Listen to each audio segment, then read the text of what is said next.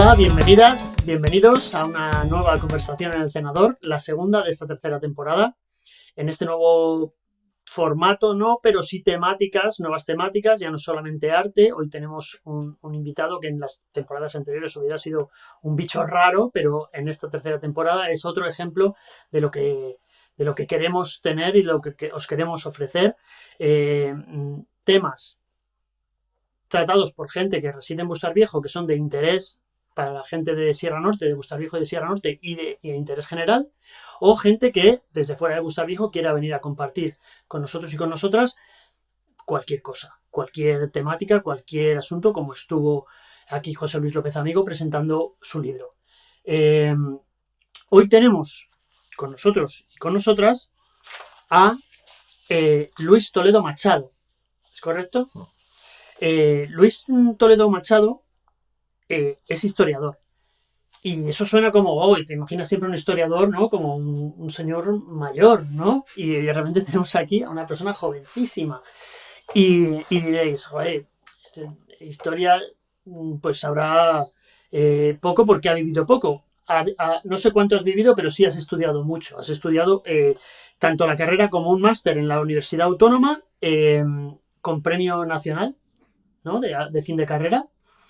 Que eso no lo regalan, ¿no? No le dan uno a cada uno. No es como la medalla del maratón que no, cuando llegas te dan esto, hay que ganárselo y sois muy pocos, hay que darle el valor que tiene. También trabajas ahora allí, estás impartiendo clases en la Universidad Autónoma. También ha estado estudiando en Princeton y en San Paulo. O sea que un enorme recorrido en muy poco tiempo, ¿no? Felicidades. Él está escribiendo una tesis sobre, lo he apuntado para no decirlo mal, porque una tesis es el trabajo que lleva y te molestará que alguien lo diga mal, pero vamos, comunas contraculturales en la transición española. Efectivamente. Suena fascinante, desde luego. Yo que nací en esa época y que lo conocí por mis padres, que eran artistas y estaban en el mundo de la cultura, no sé si tanto de la contracultura, pero sí desde luego de la cultura. Mucha más experiencia en radio que yo. Yo tengo este pequeño programa que se emite en Radio Bustar. Tú tienes experiencia en Radio Utopía, en Sierra Norte, con un programa propio que se llama Universidad Utopía. Bueno, propio no, lo hacíamos un grupo de personas. Ah, fenomenal. Sí.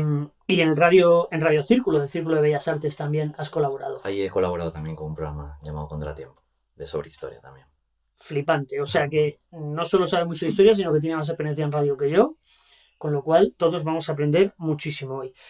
Tienes un proyecto de innovación docente que me ha encantado. Es un tema que en los últimos años a mí, desde que me planteé que mi hija empezara a estudiar todo lo que tenía que ver con innovación docente, tú tienes un programa que entiendo que no es para niños de 3 a 6, que se llama Innova, del que también me gustaría que luego me hablaras un poco, ¿vale? Porque no sé si se sale de la historia o está referente a la historia.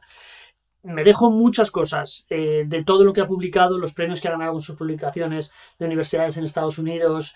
Me dejo un montón de cosas un poco aposta, porque como Mejor, ves... vamos a hablar de otras claro, cosas, porque yo ¿no? creo que al público... Yo creo que ya la gente ha flipado y ha dicho, vale, de nuevo Guillermo trae a alguien del pueblo que parece que vais a hablar de la fuente vieja y de repente es un figura que sabe más de historia que la leche, ¿no? Como historiador residente en Bustarviejo, ¿cuáles son las cosas que a ti te han llamado la atención en Bustarviejo desde el punto de vista histórico? No tanto que nos hagas una ruta guiada, sino, mira, yo desde que vivo en Bustarviejo, de lo que conocía, esto es curioso y eso también, el que venga que no deje de visitar tal cosa o la ermita de no sé cuántos, ¿no? ¿Cuáles serían los sitios tuyos como historiador favoritos en Bustarviejo? Pues yo creo que Bustarviejo, además de tener una riqueza medioambiental increíble, que es algo que mucha gente conoce, también cuenta con un patrimonio histórico que sería muy interesante poner en valor.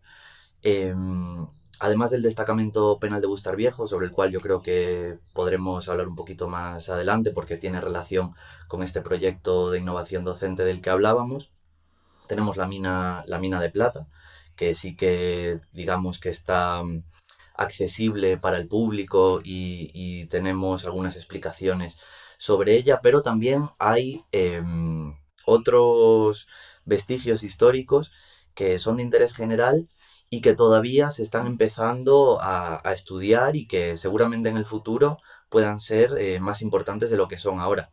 Se me ocurre, por ejemplo, unas cazoletas que algunos arqueólogos, como Álvaro Falquina, que yo creo que sería muy interesante que viniera a este programa, han fechado en el Calcolítico Superior, que además se encuentran en el mismo recinto del destacamento penal de Bustar Viejo.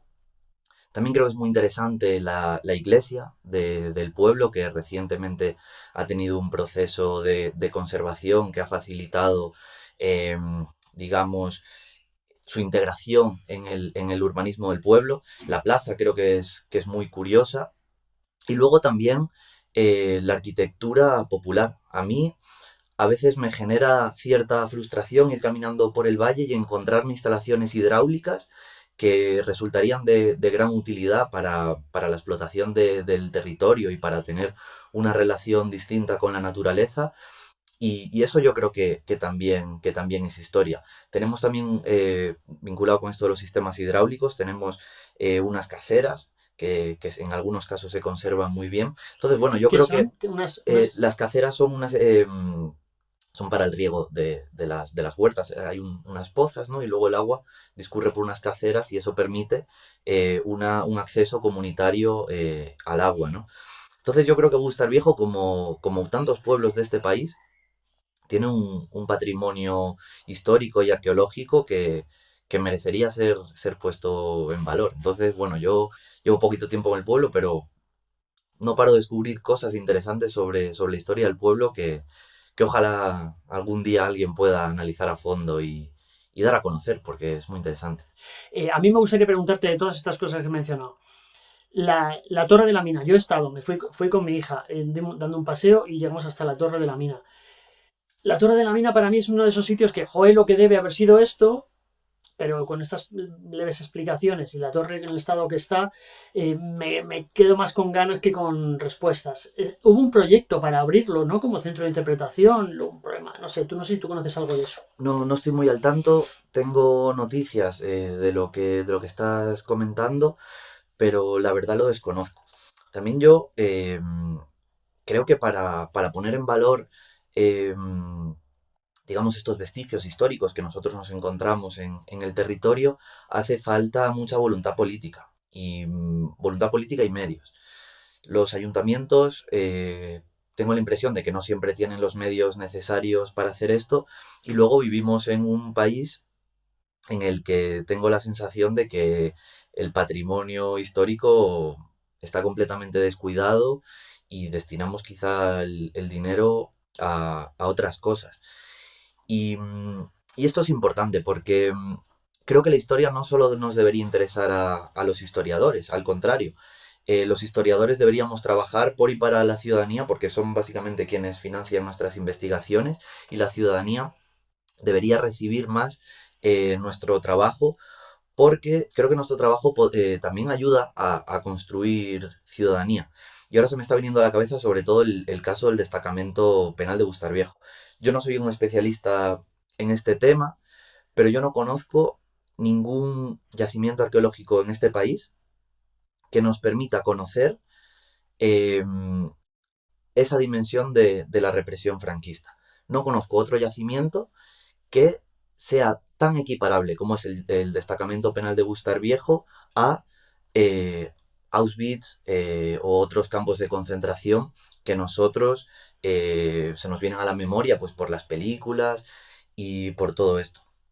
Yo con el año pasado colaboré con la Asociación de los Barracones, que es una asociación que está muy dedicada a la conservación de este yacimiento y a mí durante ese proceso me resultó muy doloroso ver cómo se rodaba una película, una superproducción en ese destacamento. Asistí al rodaje con el entonces presidente de la asociación y bueno, tenemos material gráfico de los destrozos. Esto fue puesto en conocimiento del ayuntamiento. Tuvimos una reunión con el ayuntamiento y bueno, la verdad que luego me desconecté un poco del tema, pero que yo sepa, no se ha repuesto lo que los daños que se produjeron. Entonces, bueno, yo ya no solo como historiador, sino también como ciudadano y como vecino de Bustar Viejo, empadronado aquí, aunque lleve poco tiempo, me gustaría saber qué va a pasar con esto, ¿no? Eh, y no solo por vivir en Bustar Viejo, sino también como un ciudadano de este país, al que le parece importante conocer qué fue lo que pasó, por qué el franquismo, después de la guerra, decidió, eh, digamos, concentrar a tantos miles de personas y someterlos a trabajo forzado. Yo no he recibido una explicación de esto eh, durante mi formación básica, ¿no? Entonces, eh, creo que las cosas cambiarían mucho en este país si nosotros pudiéramos conocer un poco más sobre ese horror y sobre todo a lo mejor tendríamos otra consideración de lo que consideramos enemigos políticos, ¿no? Creo que eh, nos permitiría sanar un trauma colectivo que tenemos con esto de la guerra civil. Voy a hacer un par de acotaciones para la gente que no es de Gustar Viejo o que, aun siendo de Gustar Viejo, no conoce la historia de esta película que se rodó. Hace unos meses vino un equipo de rodaje de una productora española a rodar una película que necesitaban un espacio que no, ni siquiera era de la guerra civil, que pareciera, no sé si Yugoslavia o Afganistán, un Afganistán. hospital de guerra afgano. Un hospital de guerra afgano. Llegaron allí y dijeron, joder, qué bonito el entorno, qué bien el sitio, pero aquí falta un muro y lo vamos a construir, aquí vamos a tirar esto como si fuera un plato de cartón piedra, ¿no?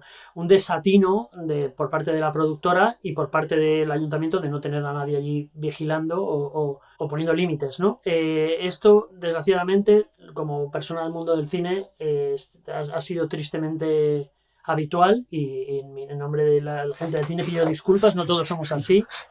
Pero bueno, aparte de eso, a mí me gustaría que eso, sin ser un experto, y vamos a traer a una persona experta en el destacamento para hablar de él, pero cuéntanos un poco qué es el destacamento, por qué se llama, porque el destacamento parece un sitio del oeste, ¿no? Pero no, yo he estado y no tiene nada que ver con un fuerte del oeste. ¿Qué era el destacamento y por qué estaba aquí? El destacamento penal de Bustar Viejo fue un centro creado por la dictadura después de la guerra civil y que se enmarcaba dentro de un proceso, dentro de una política que se conocía como el sistema de redención de penas por trabajo. ¿Qué quiere decir esto? Que los presos políticos republicanos que llevaban ya varios años en las cárceles fueron empleados por parte de la dictadura para construir diversas infraestructuras que habían quedado destruidas después de la guerra.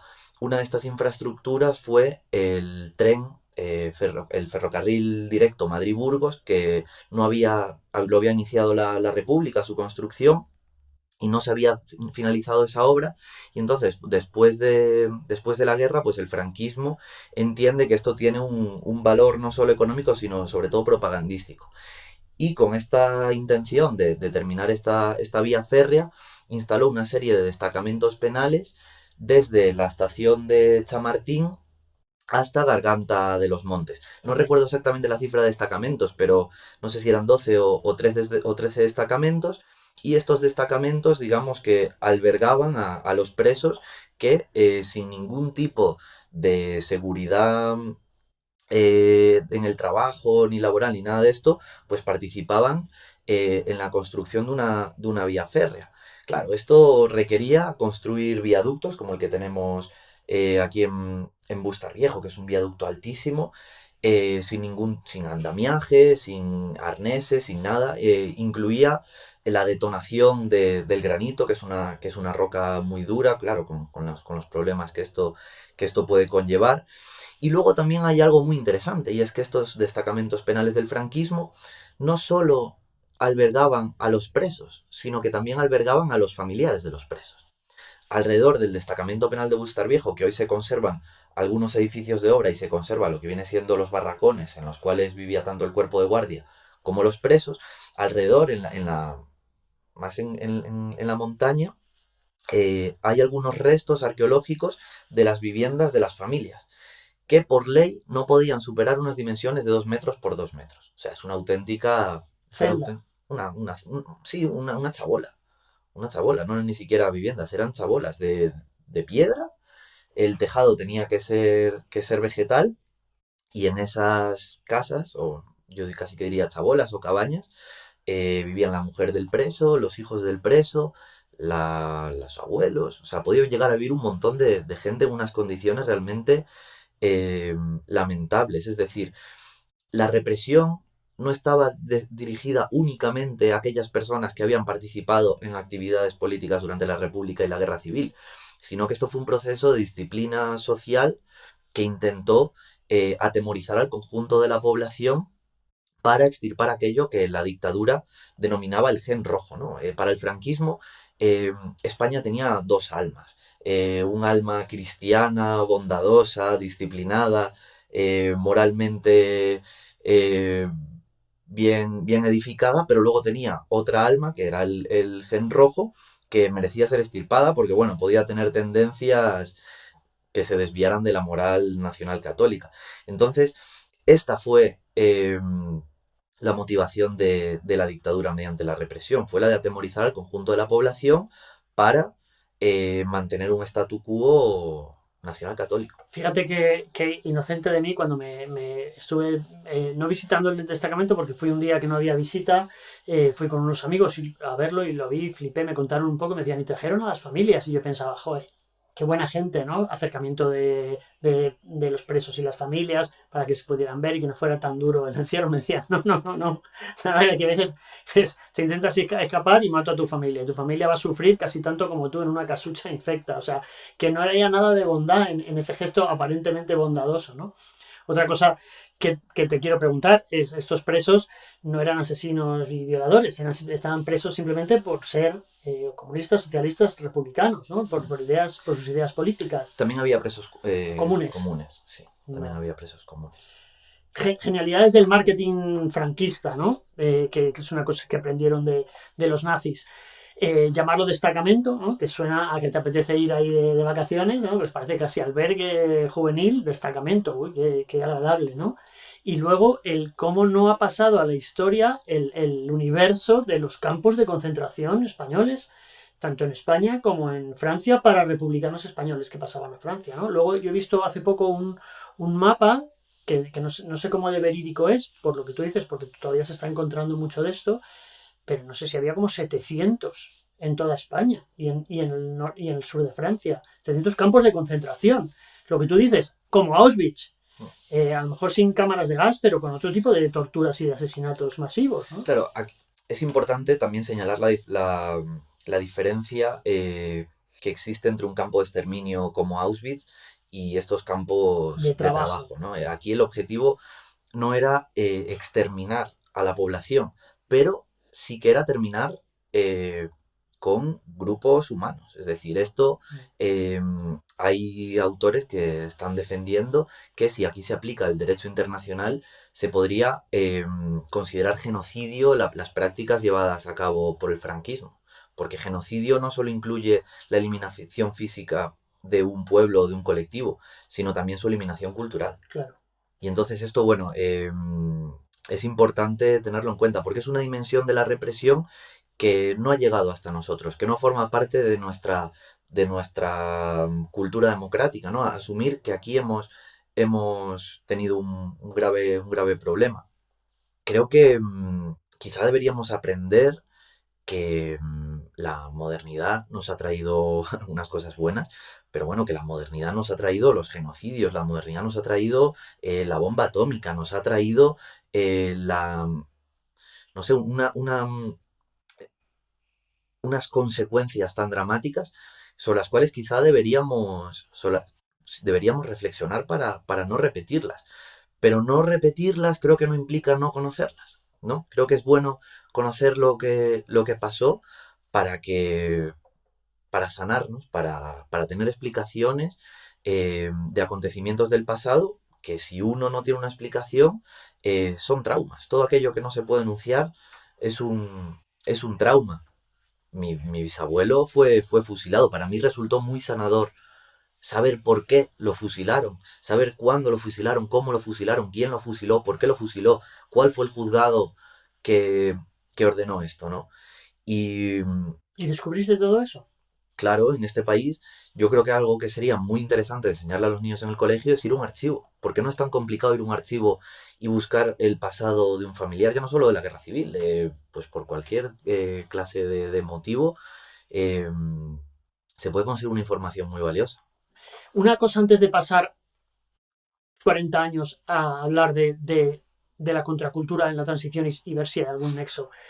Has dicho antes el yacimiento del destacamento. Yo como ignorante de la historia, pienso en yacimiento y pienso en Parque Jurásico, ¿no? En un señor con un martillito y un pincel sacando huesos de dinosaurios. ¿Se llama yacimiento a cualquier estudio sobre el terreno histórico? Digamos que cualquier vestigio del pasado que se haya analizado o no, que permanezca, se considera yacimiento. Sí, y en este caso, bueno, es que tenemos un yacimiento que es que no es solo los barracones, ¿no? Es que hay mucho más y mucho más por descubrir. Esto lo he hablado con historiadores como Álvaro Falquina. Hay mucho por excavar todavía. De hecho, uno de los daños que más habría que lamentar de este rodaje fue eh, la destrucción del registro arqueológico del patio central del destacamento. Es decir, se produjo ahí una excavación que removió algo que no había sido excavado y que luego ya en el momento en que se vaya a excavar, pues no se va a saber localizar lo que hay. De todas formas, antes decía, quiero pedir perdón. Bueno, es que los propios trabajadores de la productora desconocían lo que estaban haciendo y los encargados. Es decir, que yo no creo que esto sea un problema de la productora. Yo creo que esto es un problema que tiene que ver, ojo, hablo desde el desconocimiento, yo creo que tiene que ver, uno, con el ayuntamiento que fue quien cedió esto, y dos, tiene que ver con la Comunidad de Madrid, que por lo que tengo entendido no está siendo del todo cuidadosa con el patrimonio de la comunidad. Y luego a mí algo que me sorprende mucho es que tenemos esto aquí, en el pueblo, y me sorprende que lo gestione un ayuntamiento, ¿no? Que yo no dudo de su mala voluntad. De hecho, cuando nos reunimos con ellos, pues hombre, realmente yo creo que les importa el destacamento, pero a lo mejor no tienen los medios suficientes para gestionar algo realmente tan importante. Yo creo que esto debería pertenecer y lo debería gestionar el Estado. O sea, no puede ser que se encarguen de eliminar las zarzas o de mantenerlo limpio una asociación compuesta por voluntarios.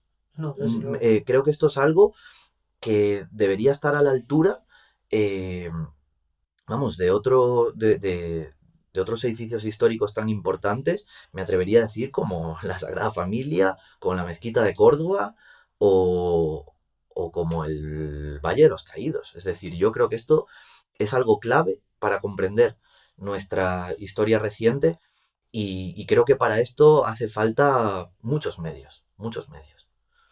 Pues ponemos nuestro granito de arena desde conversaciones en el senador, poniéndolo en valor y diciéndoselo a todo el mundo, oye, aquí hay una cosa súper importante y yo siempre invito, aquí ya ha estado un representante del ayuntamiento, estuvo Tano Su, el teniente de alcalde, hablando de cultura, le vuelvo a invitar, invito a alguien de la Comunidad de Madrid que tenga importancia y fuerza para tomar decisiones aquí a contarnos si hay algún proyecto para salvar y cuidar este destacamento. Vámonos 40 años. Hay, desde la represión franquista horrible, genocida y lamentable, hasta la contracultura, entiendo, finales de los 60, principios de los 70, ¿hay un germen de algún tipo o no? ¿O no se conectan en absoluto? Te digo, cuando yo, no te quiero interrumpir, cuando yo hice el documental sobre los maquis acabaron todos como Rosario de la Aurora. No sé si conoces la historia de los maquis, la guerrilla antifranquista. Yo entrevisté a muchos de ellos y la mayoría de ellos acabaron o muertos o enfermos o en la pobreza o en sitios como el destacamento, ¿no?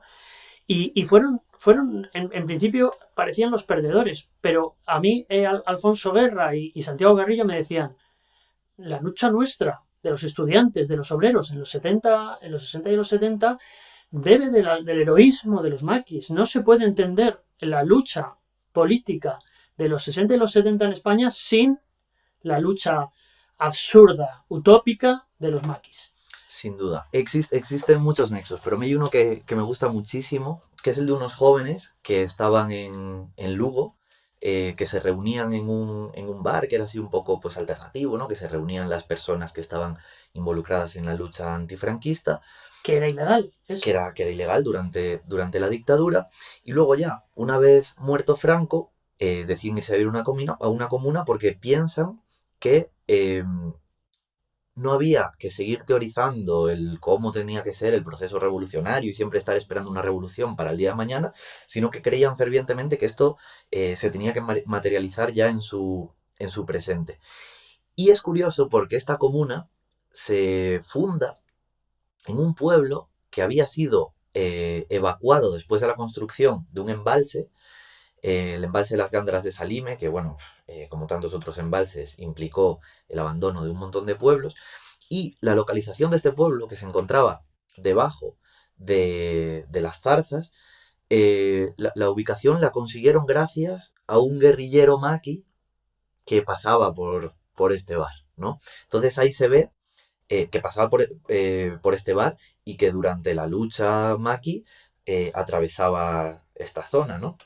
Entonces es muy curioso ver cómo sí que ahí se produce, ¿no? un relevo generacional y, y que es importante, porque hoy en día que tenemos un problema de abandono del mundo rural, pues lo que empezó siendo una comuna de hippies en un pueblo abandonado, ahora mismo se ha expandido por otras aldeas de la zona y es el ayuntamiento más despoblado de Galicia, pero también el ayuntamiento con una media de edad más baja. Yo tuve la oportunidad de estar allí en Negueira de Muñiz, que así es como se llama esta zona, que incluye varios pueblos. Estuve allí este verano y quedé impresionado de la cantidad de proyectos, de las ganas que tiene ahí la gente de, de sacar adelante iniciativas que no solo son importantes para ellos, que son importantes eh, para todos, ¿no? Creo que a todos nos favorece que haya gente tratando de vivir en contacto con la tierra y recuperar el mundo rural. Y todo esto nació por una comuna que se emplazó en una zona que les habían facilitado los maquis. Sobre esto hay una película muy bonita que se llama Vilamor, que está en Filmin y que os recomiendo, bueno, te recomiendo y recomiendo a quienes nos estén escuchando. Pues la veremos. A mí, para las personas que nos están escuchando, me gustaría ir aclarando conceptos que para ti son muy claros porque llevas estudiándolo años, pero que para nosotros pueden ser un poco confusos. El primer término que me gustaría que me aclararas es comuna, porque la propaganda moralista también ha querido hundir todo el movimiento de contracultura, el movimiento de las comunas, dibujándolo como una cosa de hippies, fumetas, de orgía todo el día y queriendo vivir del cuento. Las comunas, me parece muy, muy interesante lo que apuntas, ¿no? Porque fueron proyectos mucho más serios de lo que nosotros nos creemos. En los años 60, en todo Occidente se estaba produciendo una crisis social, ¿no? Digamos que se habían roto los consensos que articulaban el sentido común de lo que tenía que ser la sociedad. Y en este contexto, una de las instituciones sociales que fueron más cuestionadas fue la de la familia nuclear. En este contexto empiezan a emerger una serie de teorías como la antipsiquiatría, sobre todo la antipsiquiatría, vamos a dejarlo ahí para no enrollarnos tampoco mucho, que lo que vienen a decir es algo así como que el ser humano, por naturaleza, es sociable, es bueno, tiende a cooperar con las personas, que el apoyo mutuo es la forma natural de socialización de las personas, pero que hay una serie de instituciones sociales donde destaca la familia, pero también está la escuela, está el urbanismo, eh, está el mundo del trabajo, el servicio militar, ¿no? Una serie de dispositivos que hacen que las personas, en vez de comportarse de forma solidaria y empática, tiendan a ser egoístas, tiendan a ser competitivas, tiendan digamos, a ser un lobo para el resto de personas. Entonces, en este contexto, eh, surgen múltiples iniciativas que lo que buscan es construir, primero, una alternativa a la familia, es decir, una forma de convivencia y de crianza de los hijos alternativa, pero que no sea solamente una alternativa a la familia, sino que a largo plazo se convirtiera en el germen de un nuevo modelo de organización social que fuera más armónico con la naturaleza y que también fuera más armónico entre, entre las personas. Digamos que se engarzan en la tradición del socialismo utópico, del anarquismo, del naturismo, en fin, toda una serie de corrientes que en la modernidad han buscado cosas similares. Y aquí creo que también es importante puntualizar otra cosa, ¿no? La utopía solemos entenderla, bueno, como algo que, como una quimera, ¿no? Suele asociarse con iniciativas muy eh, pueriles, ingenuas, pero la utopía se encuentra detrás de buena parte, o los movimientos utópicos se encuentran detrás de buena parte de las prácticas que nosotros tenemos hoy en día. Ayer me invitaron a dar una charla en el Máster de Historia Contemporánea de la Autónoma y ahí me preguntaban si la experiencia de las comunas había fracasado. Bueno, sí que es cierto que si tú le preguntas a alguna de las personas que participaron en estos proyectos, algunas de ellas tienen la impresión de que fracasaron porque no consiguieron crear esa sociedad o la alternativa a la familia que pretendían construir no permaneció en el tiempo todo lo que les habría gustado. Pero también creo que habría que tener en cuenta que antes de las comunas, antes de la revolución sexual, antes del feminismo, antes del pacifismo, que de estos años, ¿no? De los años 60, 70, antes de todo eso, la forma de relacionarse entre padres e hijos era completamente diferente. El aborto no era legal, el divorcio no era legal.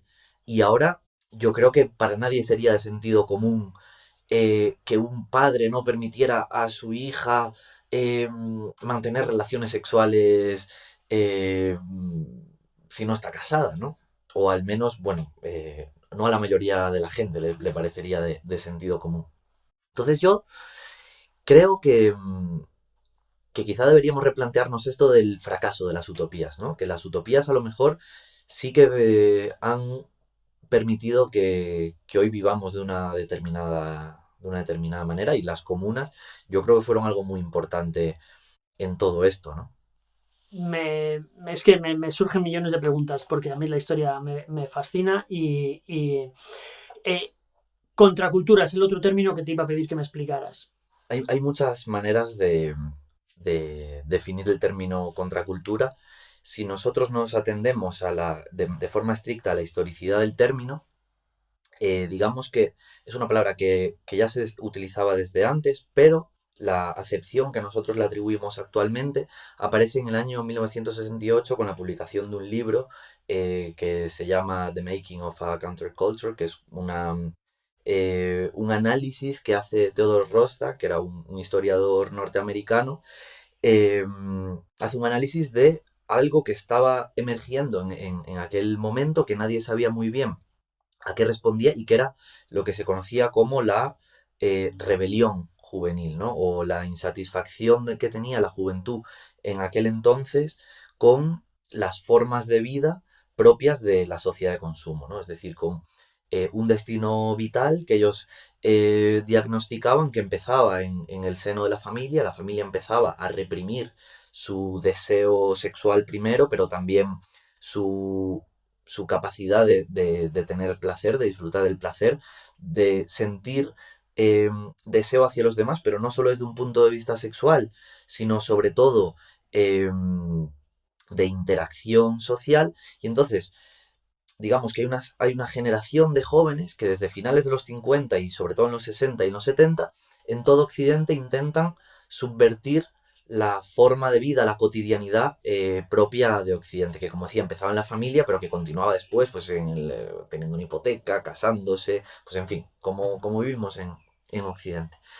Entonces esta generación que se sentía disconforme con todo, eh, tenía que buscar un camino alternativo, porque en aquel entonces, en plena Guerra Fría, estaba de un lado el mundo representado por los Estados Unidos y el bloque occidental, que era un mundo capitalista y liberal, y del otro lado estaba el mundo que representaba el eje soviético del socialismo real y que bueno, que desde su punto de vista era igual de insatisfactorio que el mundo capitalista, porque era un mundo completamente burocratizado, donde los individuos no tenían ningún tipo de capacidad de decisión. Es decir, para ellos, el gran problema de su época era que los individuos estaban predeterminados por unas estructuras que les superaban y que ellos no controlaban. Entonces, ¿cómo hacer cuando las dos opciones que uno tiene eh, no satisfacen las expectativas? Pues te buscas algo completamente, que esté completamente por fuera. Esta generación se iba a la India a ver si allí descubrían formas de vida alternativas que superaran a las de Occidente, se iban a Afganistán, se iban a Marruecos, se venían a Ibiza, que para ellos era, bueno, una meca de otro paraíso prometido. Es decir, estaban buscando constantemente referentes alóctonos, o sea, externos, para incorporar, pero eh, lo que desde mi punto de vista les acabó cuadrando más fue toda esta tradición de la modernidad que yo llamaría tradición utópica, utópica sin un sentido peyorativo para nada, o que sería la tradición que se inicia eh, con los socialismos utópicos, con las comunas con los falansterios de Fourier, de Cabet, luego más adelante con el anarquismo, con Kropotkin sobre todo, que teorizó sobre esto, con las comunidades y sanatorios naturistas de los años 20 en Alemania, en Suiza, es decir, hay toda una historia ahí que merece ser contada de una tradición de la modernidad que no es la que se identifica ni con el liberalismo ni con la vertiente socialista iniciada por Marx. No sé si me estoy metiendo en un terreno Sí, un poco pantanoso.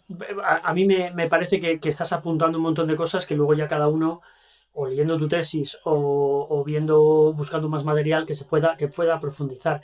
A mí me da la sensación, y no lo digo tampoco como nada peyorativo, que la contracultura es un movimiento, ah, me parece fundamental todo lo que estás contando, por explorar y romper con esos dos grandes bloques, ¿no? No sé si lo consiguieron, me da la sensación de que no, pero lo que sí veo que no es un movimiento obrero, ¿no? Que es un movimiento de una juventud acomodada, ¿no? Clase media acomodada o... No, fue bastante transversal, pero sí que es cierto que no es un movimiento obrero.